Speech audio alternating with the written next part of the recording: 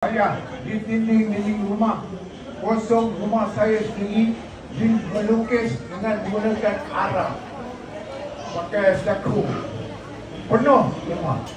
Semua saya lukis kartun lah sebenarnya. Sampai sekarang pun saya masih lagi melukis kartun. Baik kalau umur 4 tahun, 5 tahun umur. How old are you there? 5 years old. You can draw? Yeah, very good. Bagi tepukan. What's your name? Ahmad. I thought you were a girl, but not boys. Okay, beautiful boy. Sebenarnya boys. Dia suka pandang kan? Sudah. Tapi sekali pandang lu nak girl, tapi dia adalah seorang lelaki boy yang handsome. Jadi terang-terang nampak boy. Of course.